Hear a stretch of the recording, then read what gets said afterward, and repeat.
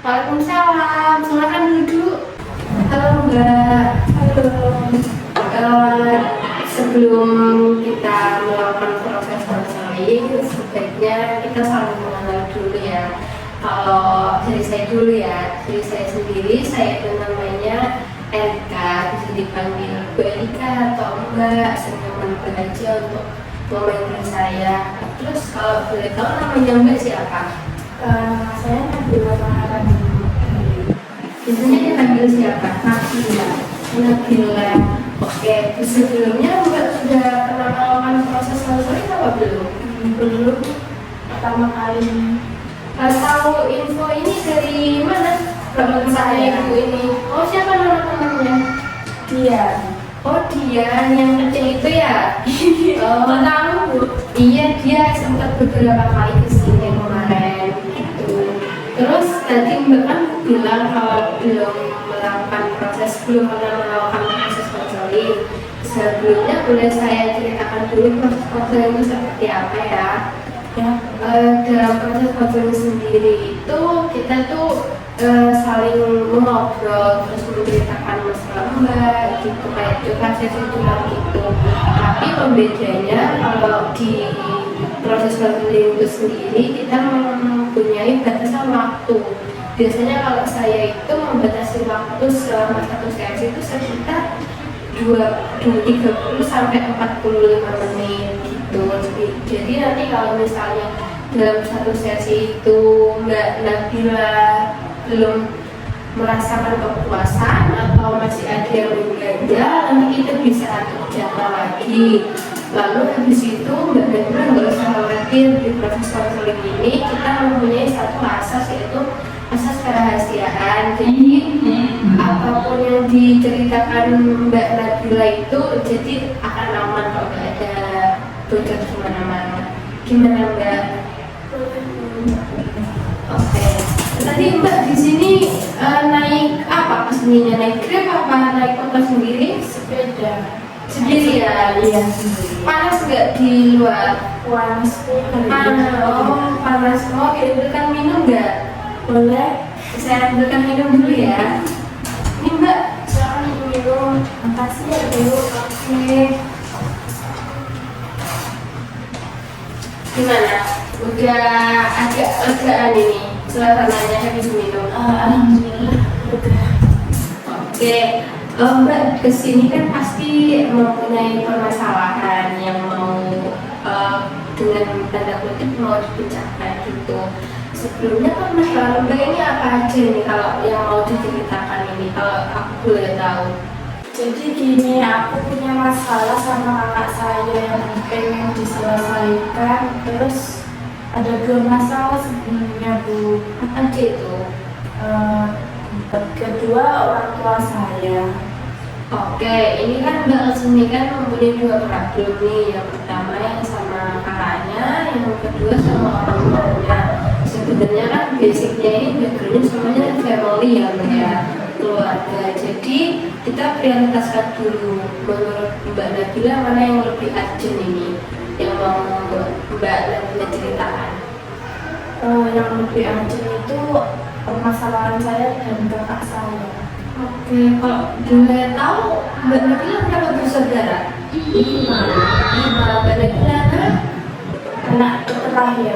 oh, anak terakhir, berarti mempunyai kakak perempuan 1. Iya, yang lainnya cowok. Oh, yang lainnya cowok. Kakak perempuannya tuh anak berapa? Anak keempat. Oh, berarti satu tingkat dari Mbak Nabila ya. Oke. Kenapa sih Mbak kok Mbak selalu merasa kayak terlalu ke-trigger sama kakaknya?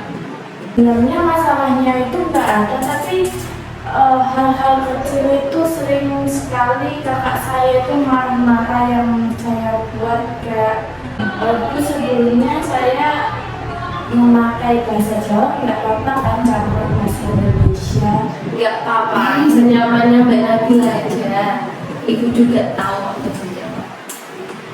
Sebenarnya permasalahan saya sama kakak saya ini sering banget bertengkar setiap. Jadi permasalahan saya dan kakak saya itu setiap harinya itu masalah sepele, tapi di hati saya itu nggak enak gitu loh Bu. Contohnya seperti apa? Boleh nggak Mas kasih contoh dulu? Contohnya aku sama kakak saya ini sering berantem karena hal sepele, seperti contohnya itu saya pinjam barangnya kakak saya itu nggak boleh, sementara kakak saya pinjam barang saya itu boleh Bu. Terus kalau dipinjam itu suka marah-marah gitu loh. Sebelumnya apa kamu pernah pinjam barangnya kakak kamu terus kamu hilangkan, atau barangnya nggak kembali, nggak sesuai dengan yang pertama kamu pinjam, apa gimana?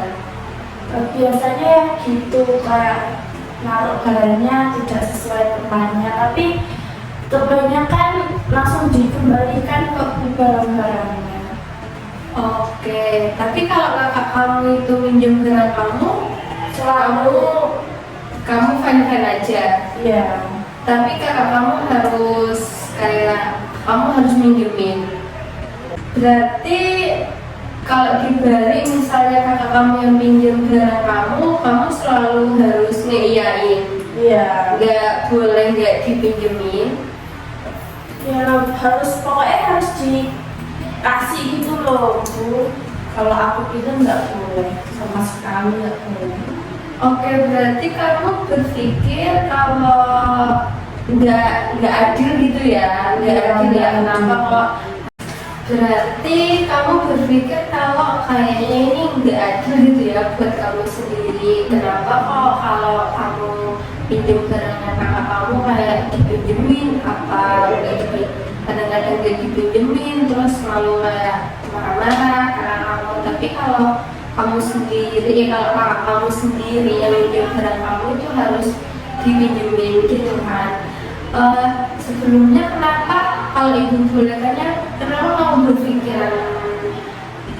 berpikiran seperti itu, kayak berpikir kenapa sih aku nggak pernah dipinjemin sama kakakku marah-marah gitu? Kamu pernah punya pikiran nggak, alasan sendiri yang pernah kamu pikirkan? Pernah Bu, karena mulai kecil dia kayak benci banget sama saya tuh Bu. Sering marah, nggak suka banget sama aku. Mungkin karena itu dia nggak mau pinjamkan barangnya kakak saya. Oh, oke. Kita tarik kembali ke belakang dulu ya. Yang ibu lihat kan Nabila itu kan anak terakhir cewek, terus kakaknya cewek juga, anak keempat.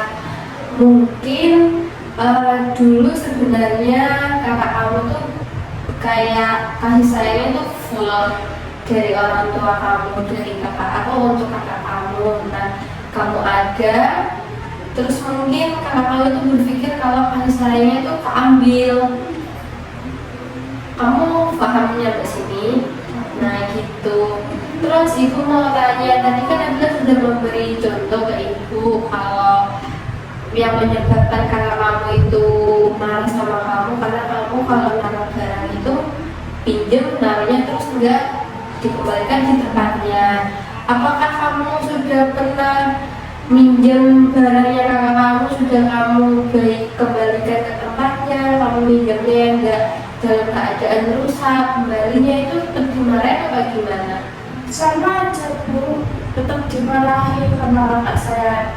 Kayak nyari kesalahan yang nggak perlu dipermasalahkan itu loh Bu.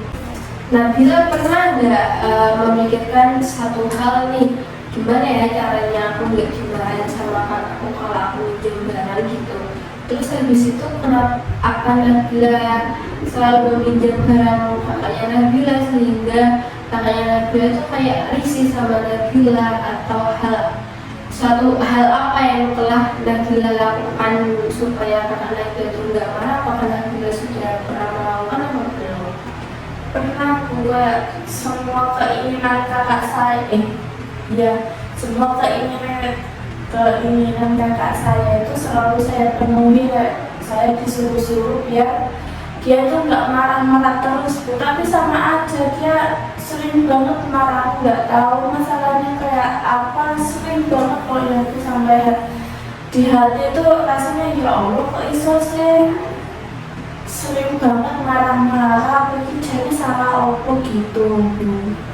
Sudah pernah komunikasi sama kakaknya kayak sering ngobrol gitu di rumah? Nggak pernah, mulai kecil sampai sekarang itu kalau mau omong-omongan juga bertengkar gitu. Oh, jadi komunikasinya jarang ya sama kakaknya ya? Hampir nggak pernah. Oh, mungkin Nabila harus sering-sering itu ya, ngobrol dulu sama kakaknya. Mungkin kenapa kok sering bertengkar, sering nggak miskomunikasi gitu kan?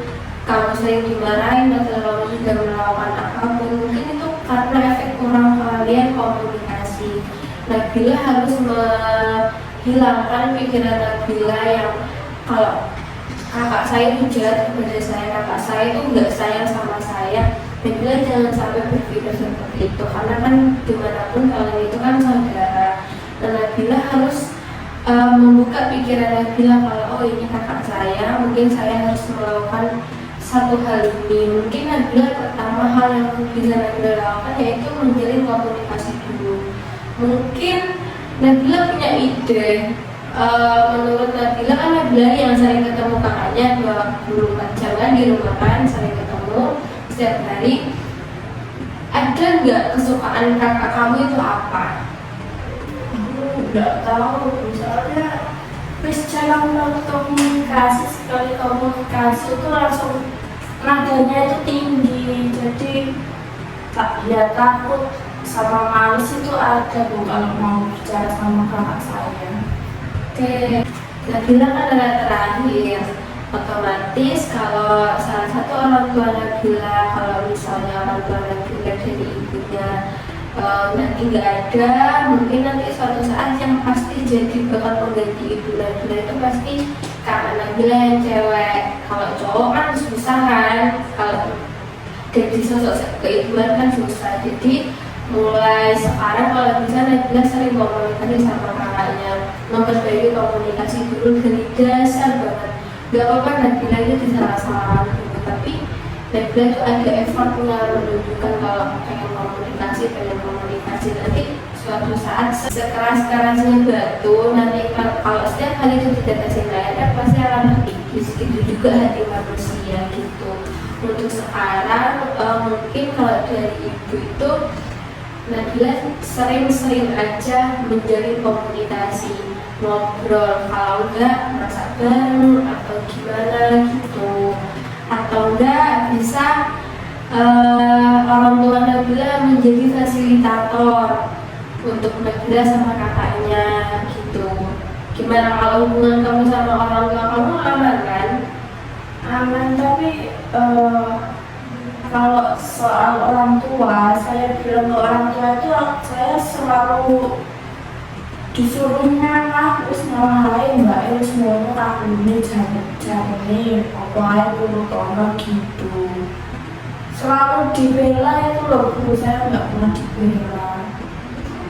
Gini, setiap orang tua kan pasti kan selalu sayang sama anaknya tuh sama rata. Tapi Nabila juga harus tahu kalau adil itu nggak harus sama rata. Ya kan, mungkin Nabila disayang dengan hal A tapi bisa tercukupi, kakaknya Nabila disayang dengan hal B, itu juga sudah cukup untuk kakaknya Nabila. Nah, kalau Nabila di sini ingin memperbaiki komunikasi atau hubungan sama kakaknya Nabila, mungkin hal pertama yang Nabila lakukan nanti itu komunikasi. Nanti dicoba dulu ya komunikasi. Nanti kalau misalnya Nabila kesusahan komunikasi, nanti bisa datang lagi ke ibu. Apa yang sudah Nabila coba untuk komunikasi sama kakak Nabila gitu. Menurut Nabila nih, ibu sekarang nanya ke Nabila, komunikasi dasar untuk kakak Nabila itu apa sebaiknya kalau dari Nabila sendiri? Biasanya cuma ditanya, ini punya siapa kayak barang gitu loh, biar dia itu ngomong, soalnya nggak pernah ngomong Bu sama saya Bu, sekali ngomong ya wes pakai bahasa Osing ya kalau di sini tuh tak iso loh jadi cekel, jangan dipegang gitu ya wes gitu, tak komunikasi mau ngomong lagi ya kayak tahu wajahnya itu kayak orang marah gitu loh, jadi wes lah tinggal ke dalam kamar. Oke, tadi ibu kan masih advice ke kamu kalau kamu tak selalu menjalin komunikasi yang lebih baik, lebih sering, lebih intens. Nah, sekarang kan yang setiap hari sama laki-laki, setiap hari sama kakaknya Nabila kan Nabila. Mungkin Nabila punya ide komunikasi apa dulu nih kayaknya yang enak untuk membangun chemistry sama kakak Nabila. Mungkin kakak saya tak ajak masak bareng kali ya, soalnya nggak pernah masak bareng jadi pengen aja. Boleh, nanti itu bisa Nabila terapkan dulu ya. Untuk dari kalau ibu nanti ngasih saran kan takut nggak cocok nih buat Nabila kan, soalnya ibu kan nggak tahu nih kakak Nabila seperti apa. Nah kan Nabila yang tahu, kakaknya suka masakan, suka masakan. Nah itu boleh tuh dicoba nanti masak bareng sama kakaknya Nabila. Kalau nggak nanti saling membantu, nanti di situ kan pasti akan terketukan hatinya. Ya jangan satu kali kamu masak bareng sama kakak kamu, ngelakuin kegiatan apa kayak bagi-bagi tugas rumah. Nah itu pasti akan lama-lama mencair gitu. Nanti siapa tahu dari seringnya Nabila berkomunikasi sama kakaknya, melakukan kegiatan baru di rumah bersama kakaknya Nabila, nanti mungkin pertanyaan-pertanyaan Nabila yang tadi kenapa aku selalu disalahkan sama kakaknya Nabila mungkin nanti akan terjawab secara waktu gitu. Gimana Nabila, apakah sepakat dengan itu? Sepakat tuh, nanti saya coba di rumah apa yang dikatakan itu. Oke, berhubung ini sudah sesi konselingnya 5 menit lagi udah mau habis, mungkin Nabila mau menceritakan apa lagi atau yang Nabila yang tadi ibu sampaikan mau Nabila tambahkan atau gimana? Udah kayak itu aja. Oke, udah ada planning ya nanti ke depannya ya. Nanti kalau misalnya ada apa-apa di rumah kayak Nabila kok semakin kacau gitu ya, nanti Nabila bisa hubungi ibu lagi aja ya. Oke, gimana udah enakan apa belum ini? Saya menanyakan Bu, nanti bisa chat itu ke WA ya? Iya, kameranya nanti. Ya udah Bu, saya langsung dulu ya. Iya. Terima kasih Bu. Oke, sama-sama. Oke, saya sebagai observer, catatan khususnya konselor agar lebih mendalami teknik yang atau pengarahannya saja. Menurut saya itu agak sedikit kurang.